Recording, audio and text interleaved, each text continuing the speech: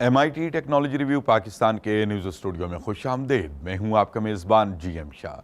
News round up का आगाज़ करते हैं।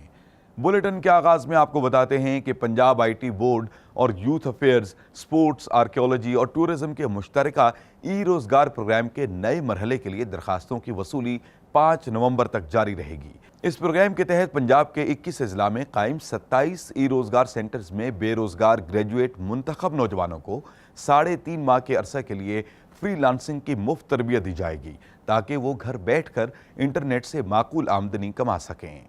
और अब बुलेटिन में शामिल करते हैं एक और अहम खबर कि फिलिपाइन के एक माहिर ने उड़ने वाली जदीद स्पोर्ट्स कार का नमूना तैयार किया है।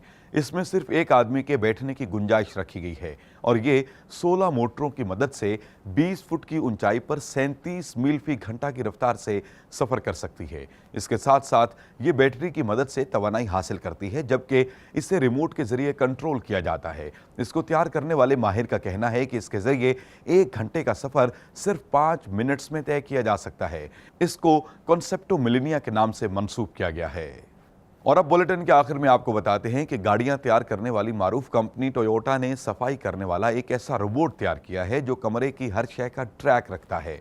ये डीप लर्निंग टेक्नोलॉजी का इस्तेमाल करते हुए अशिया को कैमरे की मदद से पहचान कर उन्हें दुरुस्तगी से पकड़ता है और फालतू अशिया को डस्टबिन में फेंकता है, जबकि काम की अशिया को अपनी जगह पर वापस रख देता है। इसके साथ साथ ये आपकी हिदायत को समझकर उस पर अमल पैरा होता है। इस रोबोट को ह्यूमन सपोर्ट रोबोट के नाम से मंसूब किया गया है। इसके साथ ही MIT टेक्नोलॉजी रिव्यू पाकिस्तान के न्यूज़ स्टूडियो से अपने मेज़बान GM शाह को इजाज़त दीजिए। अल्लाह निगहबान।